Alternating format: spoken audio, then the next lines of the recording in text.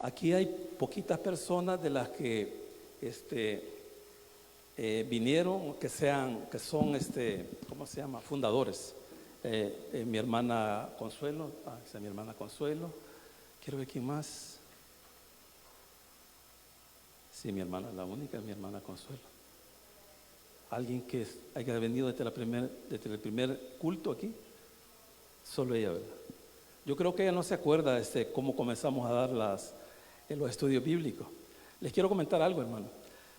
Fíjese de que, no sé si han puesto ya sí está la cámara, que como yo estaba acostumbrado al teléfono, pero sí está la cámara.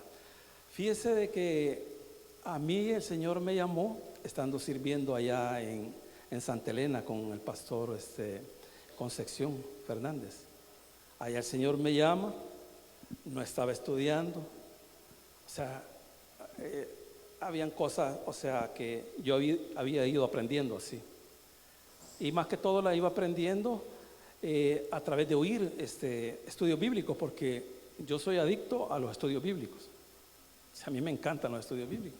Entonces, así fui aprendiendo poco a poco, pero nunca con el propósito de que yo dijese en mi corazón, un día yo voy a estar pastoreando una iglesia. Nada que ver, yo estaba feliz allá con el hermano Concepción sirviendo, era diácono y era líder de evangelismo. Y cantábamos también en el ministerio de alabanza. Entonces un día ya el Señor me llamó y me llama y estábamos teniendo reuniones en la colonia. Se iniciaron las reuniones donde la hermana Isabel, que es mi cuñada, y posteriormente donde mi hermana Consuelo. Así comenzó y de repente el Señor nos habló para que levantáramos una iglesia y todo eso. Lo que les quiero decir, para cortarle todo, es de que como nosotros tenemos el modelo de la iglesia central, hay familia en Victoria, hay estudio bíblico, hay ¿cómo se llama? Antes eran los viernes allá en la iglesia central, viernes de milagro, y los cultos que se dan los domingos. Entonces es nuestro modelo y así lo abrimos la iglesia, así comenzamos. El asunto es de que cuando se llegó el día del estudio bíblico, yo decidí que voy a enseñar. ¿Qué voy a enseñar? Entonces, gracias al Señor, yo tenía un librito de doctrinas básicas. Entonces yo dije, aquí voy a enseñar. Y comencé a enseñar las doctrinas básicas y hasta que me terminé el librito, en eso que estaba dando las doctrinas básicas, el Señor puso en mi corazón meterme a estudiar teología.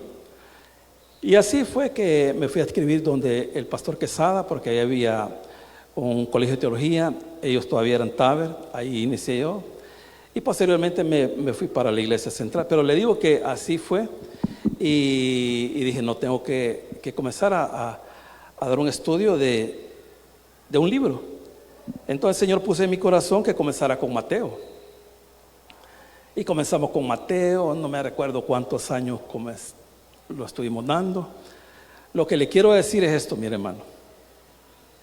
Aquí están mi hermana Mary, ha estudiado mi hermana Roxana, está mi hermano Marvin, mi hermano Víctor, que han estudiado teología. Y les puedo decir algo que es muy verdadero. Allá en el colegio de teología no les van a dar todo lo que se da en un estudio bíblico, o sea, como le dijera, en un estudio bíblico serio, pues va. No es porque no quieran y no puedan, sino que no los dan porque no hay tiempo. Mi hermana Mary y los que han estudiado teología, ellos llevaron Apocalipsis. Yo he llevado Apocalipsis, fueron casi las últimas materias, Daniel y Apocalipsis. Y le digo, y no lo lograron terminar, estamos hablando en un periodo de casi 5 meses. Pero cuando se hace en la iglesia, aquí nadie nos puede decir que nos tenemos que apresurar. Aquí esto, hermano, que hoy vamos a comenzar, puede durar hasta 5 años. Porque aquí no estamos nosotros queriendo terminarnos el libro, no. Aquí el propósito es aprender. Y con esto yo no quiero desanimarlos, para los que quieran estudiar teología, desanimarlos que no lo háganlo. Háganlo. Pero aquí es donde usted va, ¿cómo se llama? A estudiarlo de una mejor manera, más despacio. Usted puede preguntar. En cambio, allá no hay, ¿cómo se llama? Ese tiempo. Ellos llevan un programa y tienen que sacarlo en 5 meses. Yo me recuerdo que quizás Mateo, que tiene 28 capítulos, no me recuerdo, pero yo creo que pasé como 4 años o 3 años. Pero fuimos despacito, y así me fue gustando más. Seguí estudiando, seguí preguntando, seguí oyendo, porque esa es la clave, hermano. La clave, y uno de los errores de los estudiantes es que cuando terminan de estudiar van a guardar los cuadernos. Los que estudiamos nunca dejamos de estudiar. Nunca, hermano. Nunca. Nosotros siempre tenemos que seguir estudiando. Tenemos tantas personas a las cuales nosotros podemos oír, hermano, pero grandes maestros de la palabra del Señor. Increíble. Usted tiene ahí a la mano el recurso de internet. Es algo increíble, hermano, en el cual los que desean predicar o enseñar, están las herramientas. Y esto de enseñar y predicar no es solo de que aquí, no, esto es de quemarse las pestañas, de por lo menos tener las herramientas, porque a veces una palabra le da la interpretación de toda una enseñanza, una palabra. Y eso es lo bonito, poder tener esos recursos como una ¿cómo se llama? Una concordancia. Uno de mis mejores regalos que me han dado a mí, hoy que he estado pastoreando, es un comentario, ¿cómo se llama? Lo acabo de decir, se me ha olvidado. Una concordancia Strong, me la regaló la iglesia para un cumpleaños. Hermano, yo la cuido. Tengo una Biblia de estudio que mi mamá me la trajo hace 20 años, una NBI de estudio. Y la cuido, ahí la tengo, la guardo cuando la necesito ahí. Y tengo otras herramientas, diccionario bíblico. Mi hermano Víctor me regaló tremendos materiales de libros y todo eso, en los cuales yo investigo. Pero sí, desde que inicié, deseaba llegar aquí. Pasaron 18 años y ahora estamos aquí. Y les digo esto porque a mí me gusta la escatología. Si algunos de los que están aquí se recuerdan, ya hace bastante tiempo también, allá abajo, en el pasaje 3, dimos el estudio de Daniel. Hermano, yo había ya visto la materia, ya habíamos salido, creo yo, o todavía no, quizás, pero me encontré un libro, hermano, que se llama Daniel, el reino mesiánico, de Evi Carballosa.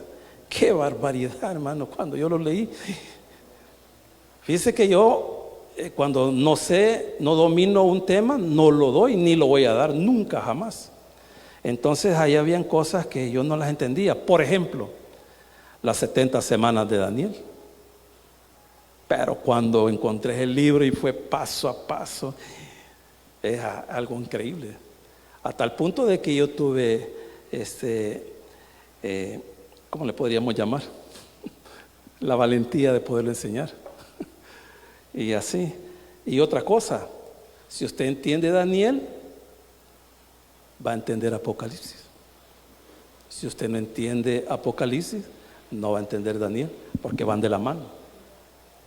Entonces ahora, con la ayuda del Señor, vamos a comenzar este hermoso libro, este libro muy hermoso que tiene tantas enseñanzas aquí. Y como les repito, con la ayuda del Señor vamos a tratar la manera de enseñarlo de la manera más sencilla, hermano. Yo le voy a explicar cosas básicas que si usted las puede, ¿cómo se llama? Retener, se le va a hacer bien sencillo. Se le va a hacer bien sencillo. Le digo porque lo que vamos a estudiar es un género literario. Este libro de Apocalipsis es un género literario, ¿verdad?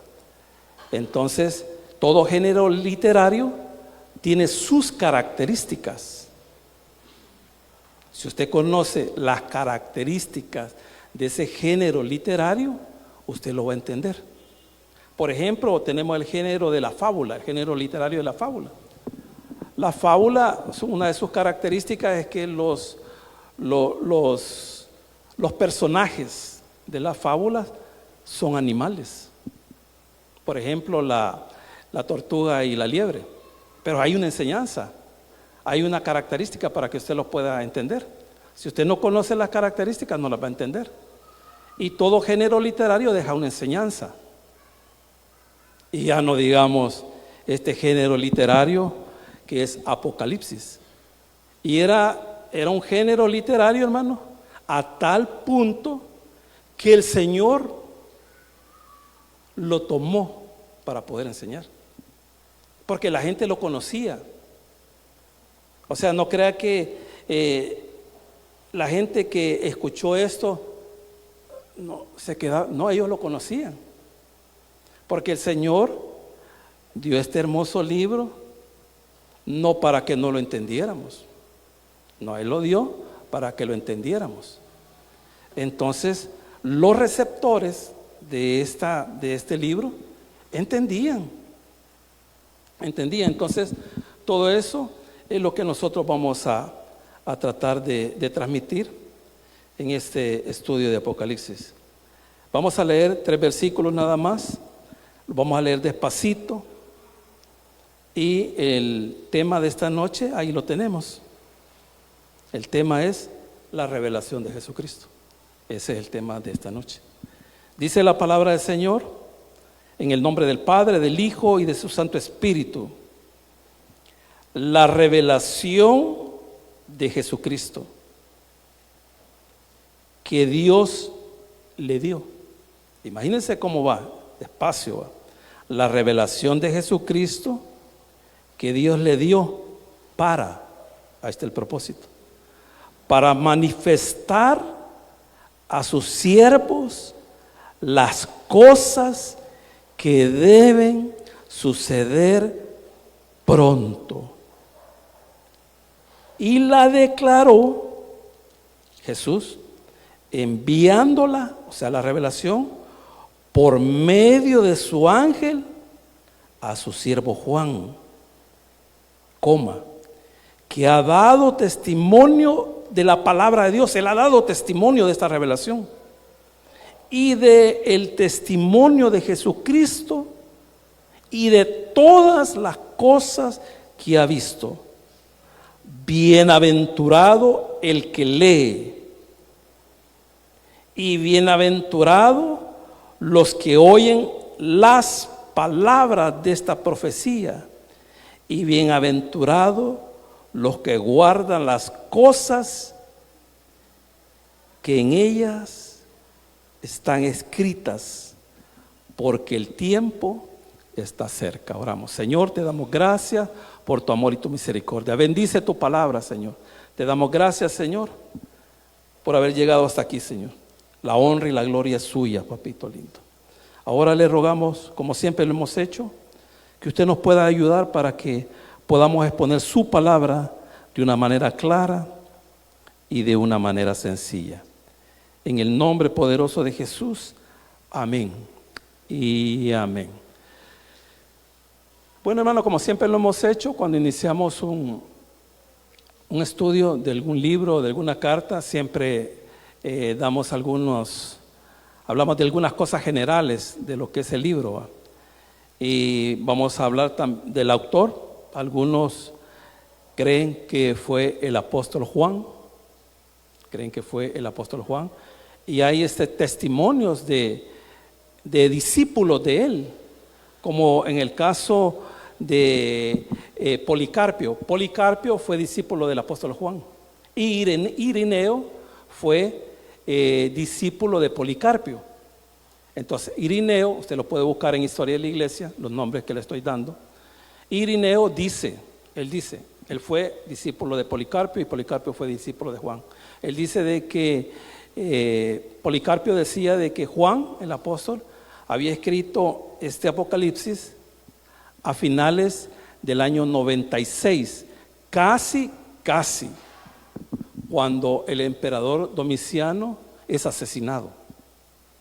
Acuérdese que una de las cosas que nosotros tenemos que saber, que son cosas bien básicas, es quién escribe, de dónde escribe y para quién escribe. Juan, ya sea Juan el apóstol o otro Juan, le digo otro Juan porque el nombre de Juan era un nombre común. Habían infinidades de Juan. José era un nombre común. Pedro era un nombre común. Judas era un nombre común. Entonces, podría ser que fuese Juan el apóstol o podría ser otro Juan. Lo importante no es enfocarnos tanto en quién lo escribió. Lo importante es que esto es la palabra de Dios. Eso es lo que importa. Entonces, Policarpio daba fe de que era Juan el apóstol. El tema de este libro es la consumación de los tiempos. Acuérdense que Dios, Él diseñó un plan escatológico que da un inicio y que tiene un fin. Allá inicia con la creación y aquí termina cuando la iglesia está en la Nueva Jerusalén. Ya, todo glorificado, a eso se le conoce como la eternidad futura. Ahí ese es el final de todo el plan escatológico que Dios creó. Ese es el final. De eso es que lo que va a hablar el libro. Entonces, el tema es la consumación de los tiempos, donde usted va a ver aquí que el bien va a derrotar al mal. Y le digo esto porque usted muchas veces, yo lo dije también en otros momentos, y yo decía, bueno, ¿y por qué el Señor no hace algo? Y la respuesta es de que no es que Él no quiera hacer algo, sino que el por qué es que no hace algo es porque le está dando oportunidad al ser humano que se arrepienta. Porque sabemos, nosotros entendemos de que vivimos en un mundo de corrupción, de corrupción. Entonces, Él ya hubiese venido, hermano. Él ya hubiese puesto todo en orden. Pero no, Él está dando tiempo a la humanidad. E incluso cuando la iglesia sea arrebatada, Él va a dar un tiempo más, como un tiempo de gracia, que van a ser 7 años. Y después de esos 7 años va a dar otro tiempo más de 1000 años, hermano. Porque el deseo de Dios no es que el ser humano se condene. El deseo de Dios es que el ser humano se salve. Ese es el deseo de Dios. Entonces, estamos viendo de que el tema es eso. La fecha anda entre el año 90 y 96, más o menos por ahí. 96. Y le digo eso porque Domiciano, a él lo asesinan en el año 96. Entonces es Domiciano el que captura, como la tradición lo dice, al apóstol Juan, lo captura por predicar el evangelio. Juan está en Éfeso. Acuérdese de que en el año 66, Jerusalén fue sitiada. El Señor ya les había dicho en el capítulo 24 de Apocalipsis que cuando oyesen todos esos rumores, les dijo, váyanse de aquí. Y les decía él, como acuérdense de que Jesús conocía la cultura de ellos, habían pescadores, habían agricultores, habían artesanos, habían todo. Entonces, y usted sabe de que cuando los campesinos están cultivando sus tierras, yo le digo porque yo he visto eso, ellos de tanto calor se quitan la camisa Entonces la ponen a un ladito y ellos continúan trabajando y de repente ellos se van alejando de la camisa y la camisa ya está. Entonces dice que cuando ese tiempo se diese, que era, o sea, cuando Jerusalén fue sitiada, dice, huyan, dice. Y se han dejado la capa y déjenla, váyanse, porque entonces en ese tiempo, en el 66, todos huyeron. Todos huyeron. Los que se quedaron fueron los apóstoles, porque eso lo relata el libro de los Hechos. Pero de ahí poco a poco, por la persecución, se fueron yendo. Hasta el punto de que Juan llega a parar allá donde estaba ¿cómo le podríamos llamar? El lugar estratégico del apóstol Pablo. Porque él en Éfeso, exactamente en la región de Asia Menor, así se le conoce, o también se le conoce como Asia proconsular. ¿Por qué se le llama Asia proconsular? Porque era gobernado por procónsules. Entonces ahí fue su lugar donde el apóstol Pablo estuvo más tiempo. Esa iglesia fue la más bendecida porque el apóstol Pablo había estado durante 3 años ahí, continuamente. Entonces Juan llega ahí y reemplaza al apóstol Pablo. El apóstol Juan se comienza a empapar de muchas enseñanzas de Pablo. También he oído un testimonio también de que en esa huida también se va la Virgen María con Juan. Y hay evidencias, ¿cómo se llama? Arqueológicas en Turquía, porque Asia Menor es Turquía hoy. Y ahí, o sea, hay testimonio de arqueólogos de que María fue con Juan y se estableció en Éfeso. Ahí en Éfeso, Juan es capturado y lo mandan a la isla de Pasmo, que está al sur. Si usted ve el mapa, está al sur de lo que es Éfeso. Y la isla de Pasmo, creo que si no me equivoco, está como unos 40, 50 kilómetros de Éfeso. Pero es una isla rocosa. Y ahí llevan a los prisioneros, los que están en contra del gobierno, los que están en contra del imperio, y ahí los mandan para que mueran. Y como es un lugar de muchas rocas, entonces ahí los mandaban a quebrar piedras para que con esas piedras pudieran los romanos erigir, ya sea monumentos, ya sea, ¿cómo se llama? Incluso sacaron piedras ahí para lo que es el Coliseo y cosas así.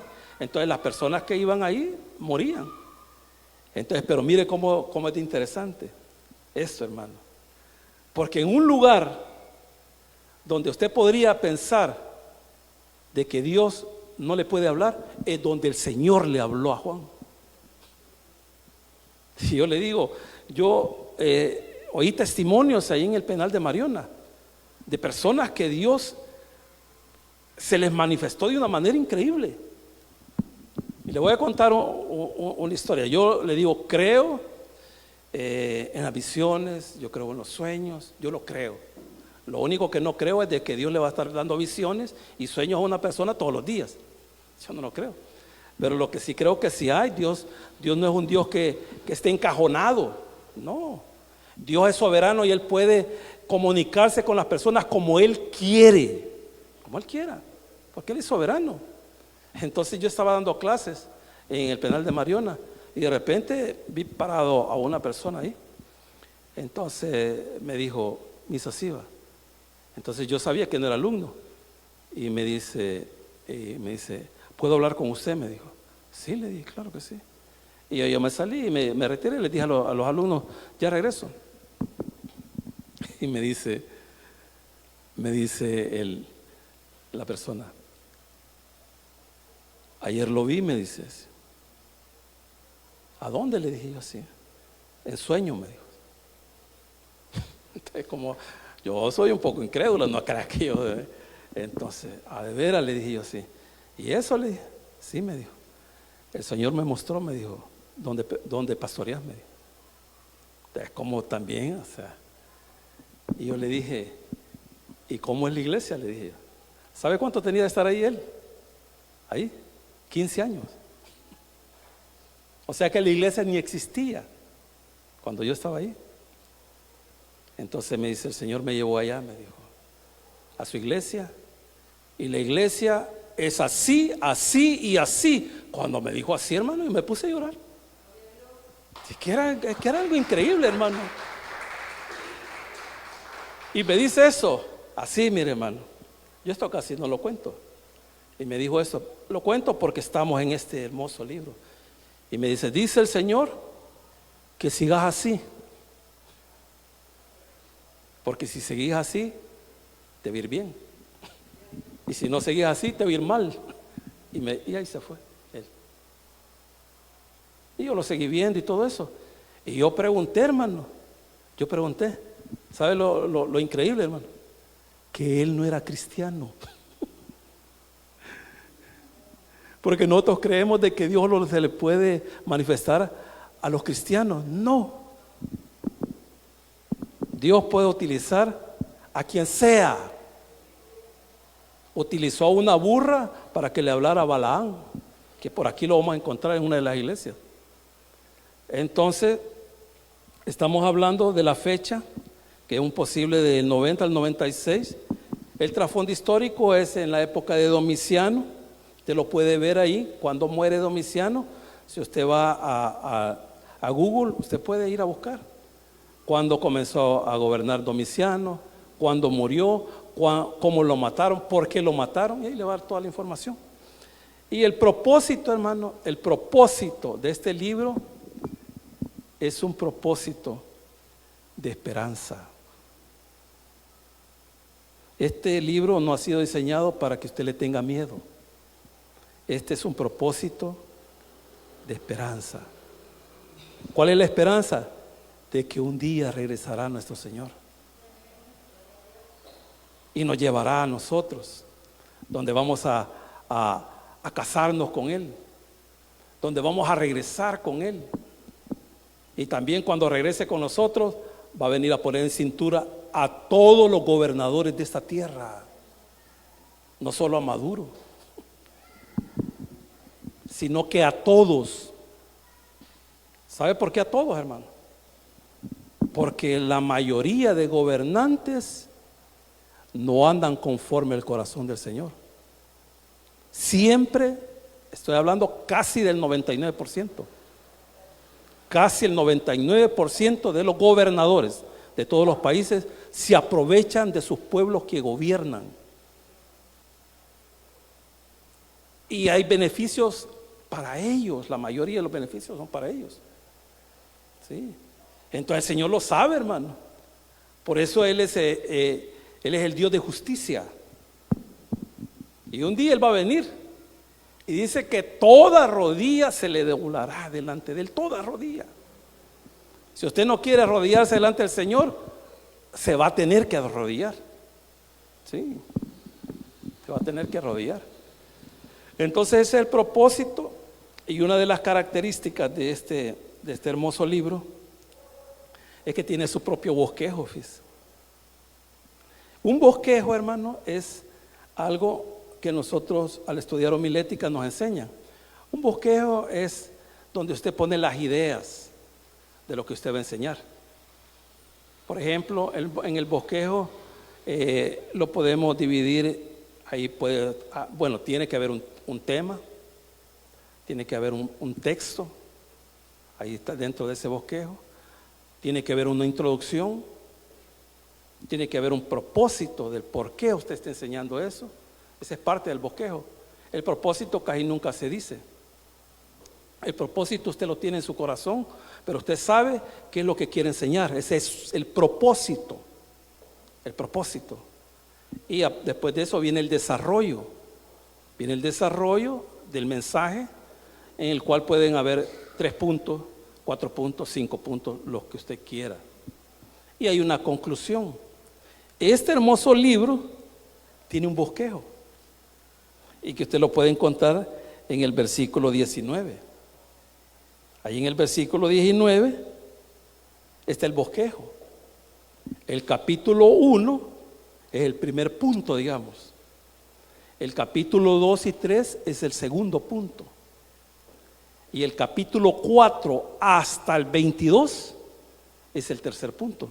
Y aquí lo dice, esa es una de las características de este libro. Dice la palabra del Señor en Apocalipsis 1:19, dice: escribe las cosas que has visto. Todo eso está dentro del capítulo 1. Escribe las cosas que has visto y las cosas que son.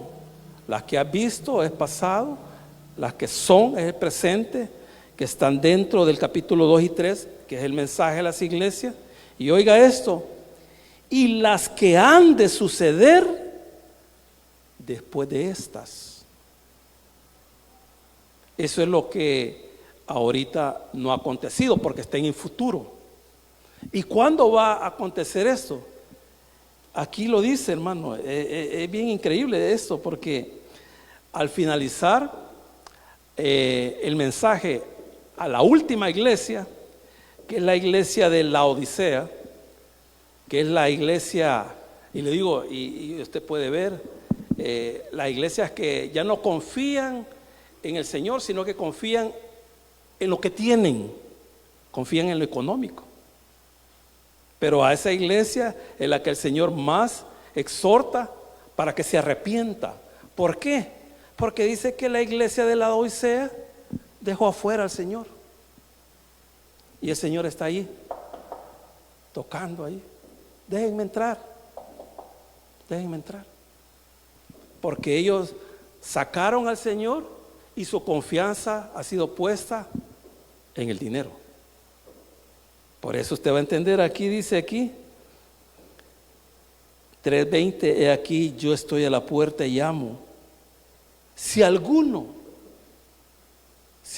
de esa iglesia, de esos últimos tiempos, si alguno dice, oye mi voz, fíjese que este pasaje nosotros lo ocupamos para evangelizar. Este pasaje no es para los inconversos. ¿Para quién es este pasaje? Para cristianos que sacaron al Señor, porque hay muchas iglesias que ya sacaron al Señor y han comenzado a hacer cosas que el Señor ni se los ha dicho que hagan. Entonces este pasaje es un pasaje para esas o esos cristianos que sacaron al Señor. Ahí está el Señor tocándoles. Dice ahí, he aquí yo estoy a la puerta y llamo. Si alguno oye mi voz y abre la puerta, entraré a él y cenaré con él y él conmigo. Ese es el deseo del Señor. ¿Cuál es el deseo?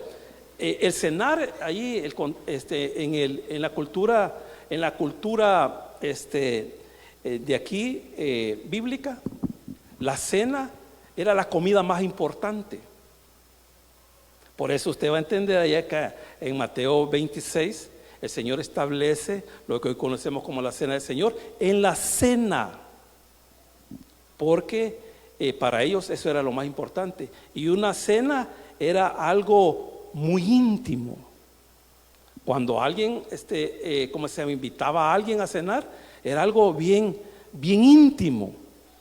Y eso es lo que está diciéndole el Señor a la iglesia de la Odisea. Pero lo quiero llevar aquí, mire hermano. Dice el 22, el que tiene oídos, oiga lo que el Espíritu dice a las iglesias. Capítulo 4. Después de esto, aquí estamos en el tercer punto. Después de esto, ¿de qué? De todo el mensaje a las iglesias. Oiga lo que dice el capítulo 4. Después de esto miré. Acuérdese que Juan está recibiendo una revelación, está recibiendo visiones. De repente él está viendo y oyendo lo que el Señor le está diciendo a las iglesias, y de repente ya está viendo una cosa. Es como si usted cambiara el canal. Usted está viendo el canal 4 y de repente ya está viendo el canal 6. Eso es lo que está pasando. Pero así ve.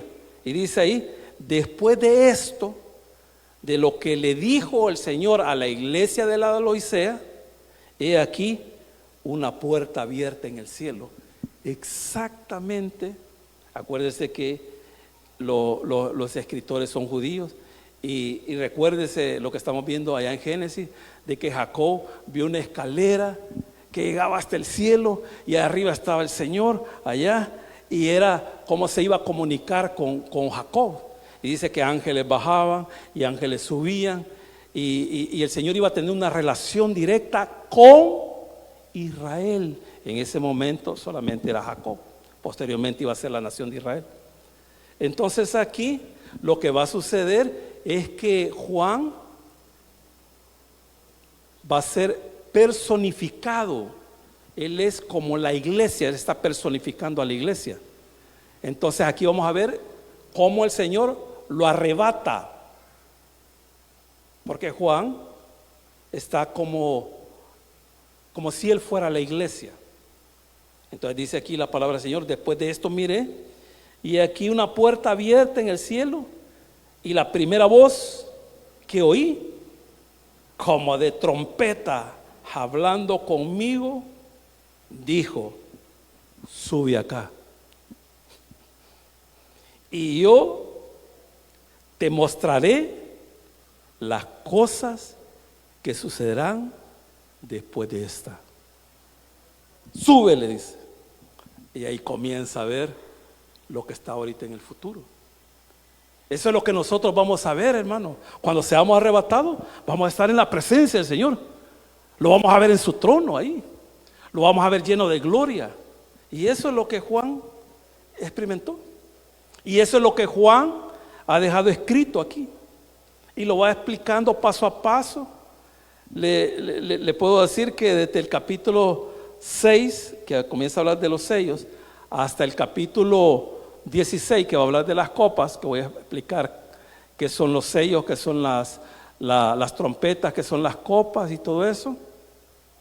Lo que estamos viendo ahí es la semana 70, es lo que estamos viendo ahí. Pero como la semana 70 se divide en dos partes, porque es una semana de 7 años, 3 años y medio, dice la palabra del Señor en 2 de Tesalonicenses, ahí lo dice Pablo, lo explica, que cuando la gente diga paz y seguridad, dice que ahí va a venir destrucción repentina, así dice la palabra del Señor. Entonces, los primeros 3 años y medio de la semana 70, porque ahorita estamos en la semana 69, y el Señor detuvo el reloj, y lo detuvo el reloj allá cuando el Señor entra a Jerusalén, lo que nosotros conocemos como la entrada triunfal. Ahí lo detuvo Él. ¿Para qué? ¿Por qué lo detuvo? Primero, porque su pueblo lo rechazó, y segundo, Él detuvo ese momento para que comenzara la semana 70, porque Él quería que nosotros fuésemos salvos. Ese era el deseo, ese es el deseo de Dios. Entonces, está hablando aquí Él, y eso es lo que le dice al nomás subir: sube acá y yo te mostraré las cosas que sucederán después de esta. Así que, hermano, les he dado esta pequeña introducción de cosas bien generales, como es el autor, el tema, la fecha, el propósito y el trasfondo histórico, las características. Ahora lo que quiero hablar, no quiero dejar de hablar de eso, es cuáles son las características, hermano, de este género apocalíptico. Hasta el Señor lo usó porque Él sabía, y fíjense que Él se lo está, el capítulo 24 y 25 se le conoce como el sermón profético, pero ese capítulo 24 y 25 es del género apocalíptico. También usted lo puede encontrar en Daniel, lo puede encontrar en Ezequiel, lo puede encontrar en Zacarías. Entonces ellos usaban ese género, que se le conoce como un género apocalíptico, porque el pueblo lo conocía.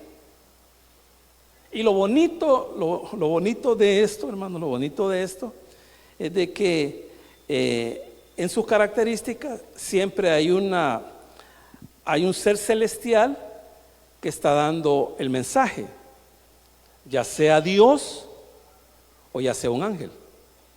Siempre hay un ser angelical. Entonces él lleva el mensaje a la persona. Pero como él sabe que lo que le va a decir no lo va a entender, viene el ser celestial, ya sea Dios o sea el ángel, le dice la interpretación. Usted lo puede ver, creo que es el capítulo 37 de Ezequiel. Ahí usted puede, ese es un ejemplo de eso, hermano, que habla de los huesos secos. Si usted no tuviera el complemento de lo que Ezequiel está viendo, porque él está viendo huesos secos, o sea, y esos huesos secos están representando, porque ahí lo dice, no es porque ahí lo dice, usted lo puede leer en su casa. Esos huesos secos no es la iglesia, ahí ni la iglesia ni piensa, porque algunos los interpretan de esa manera.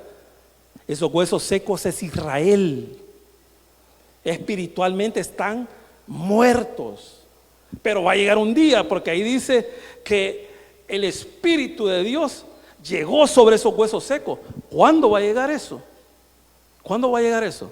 No lo dice Ezequiel, pero lo dice Zacarías. ¿Y cuándo va a ser que ese Espíritu le va a dar vida a esos huesos secos? Aquí, en este momento. Al final del periodo de gran tribulación, así lo dice Zacarías. Dice que el Espíritu de Dios va a venir sobre ellos y ahí ellos van a creer. Pero ahorita están como huesos secos. Esos huesos secos no es la iglesia. Esos huesos secos es la nación de Israel que no quiso creer en su Salvador. Entonces, esa es una de las características del género apocalíptico. También hay símbolos. O sea, aquí vamos a encontrar muchos símbolos. Hay ¿cómo se llama? Animales. Hay números. Aquí va a encontrar usted el número 7. Va a encontrar el número 6. Va a encontrar colores. Pero ellos como conocían este género, ellos sabían. Ahí en el capítulo 17, cuando está hablando de la gran ramera, que la gran ramera es la iglesia apóstata, la que en ese momento la va a levantar el anticristo, porque eso lo dice el capítulo 13, la va a levantar el anticristo, y el instrumento para que dirija a esa iglesia apóstata va a ser el falso profeta.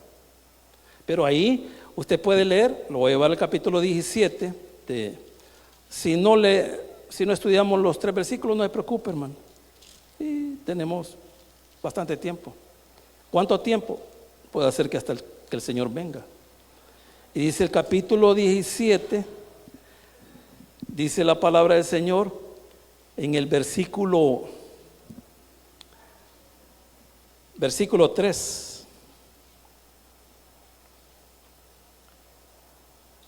Y me llevó en el espíritu al desierto. Oiga, él está en una visión. Es como la visión que tuvo Ezequiel. Ezequiel estaba con los deportados en el río Quebar. Ahí estaba él. Ahí lo pusieron a él. El profeta de los pobres era Ezequiel. El profeta del presidente Donald Trump, el presidente el profeta del presidente era Daniel. Daniel, fíjense cómo es Dios, porque Dios hace como Él quiere.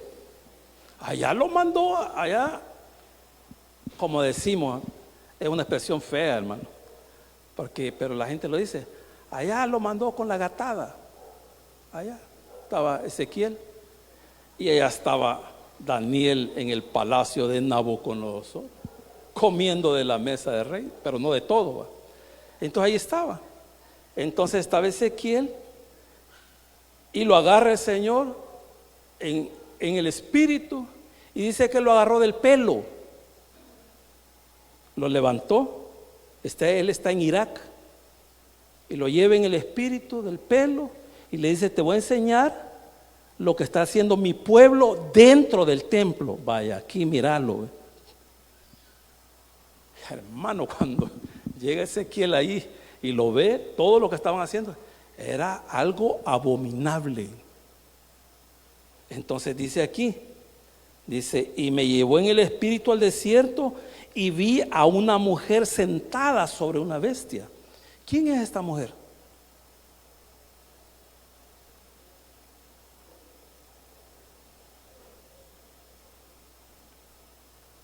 ¿Cómo es representada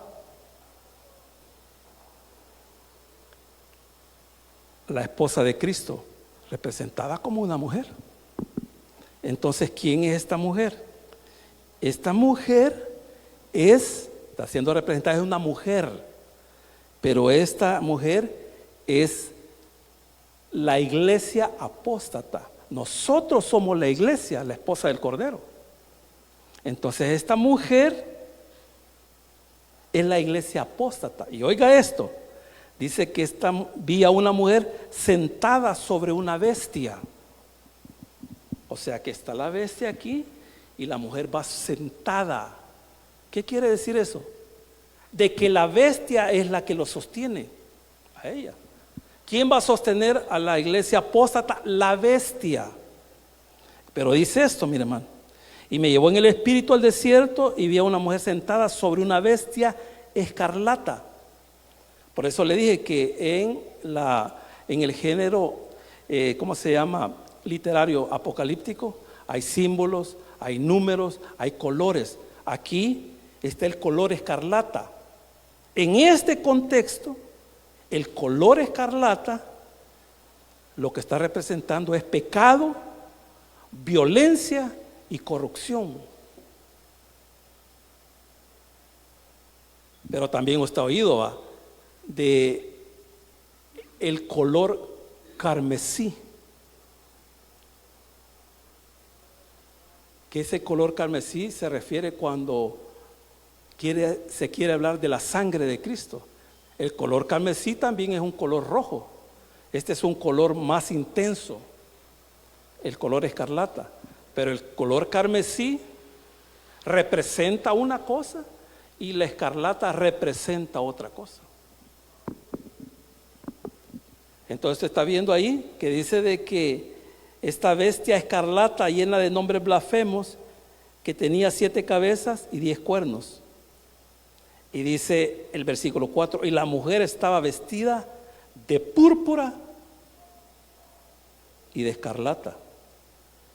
¿Cuál es el color púrpura, Yesenia?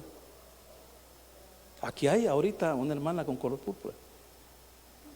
Sí, así es. El color púrpura es el moradito. El morado es el color púrpura. Entonces, por eso, fíjese que por eso muchas personas creyeron, o ya no, hermano, ya. Creyeron de que, ¿cómo se llama? Que la bestia era el Papa. Es una locura, hermano. ¿Sabe por qué? Porque la bestia no es una persona de una religión, él es un político. Entonces lo asociaban con el Papa porque los papas usan color escarlata, color morado, y entonces ellos creían. Hoy ya nadie se atrevería a decir de que es el Papa. Entonces esta mujer dice, y el 4, y la mujer estaba vestida de púrpura y escarlata, adornada de oro, piedras preciosas y perlas, y tenía en su mano un cáliz de oro lleno de abominaciones y de las inmundicias de su fornicación. Entonces usted puede ver de que es tanto la bestia como la mujer, que es la iglesia apóstata, está llena de pecado, de violencia y de corrupción y de poder. Porque ellos van a buscar el poder. No van a haber religiones. La única iglesia apóstata va a ser una. No es como ahorita hay una cantidad de religiones. Y acuérdense que nosotros no somos una religión. Nosotros somos una fe, que es una cosa diferente. Entonces, estamos viendo que esa es una de las características, que hay muchos símbolos. También aquí usted va a encontrar de que el mensaje es un mensaje dual. O sea, el mensaje dual es que habla del bien y habla del mal. Aquí vamos a ver una pelea entre el ángel Miguel en el capítulo 12, peleando con Satanás. Entonces esa es una de las características de este género, de que habla del bien y habla también del mal. Y es un mensaje, como hemos dicho, que es un mensaje de esperanza y también es un mensaje escatológico. Escatológico, ¿por qué? Porque todavía no ha acontecido. Démosle un fuerte aplauso al Señor, hermano. Oramos. Padre nuestro que estás en el cielo, te damos gracias por tu amor y tu misericordia. Gracias porque nos has dado el privilegio de poder iniciar, Señor, este hermoso libro de Apocalipsis. Gracias, Señor, por tu amor y tu misericordia. Gracias por el privilegio. Y para los amigos que nos están viendo a través de las redes sociales, para usted también es la enseñanza. Y la enseñanza es de que hay esperanza.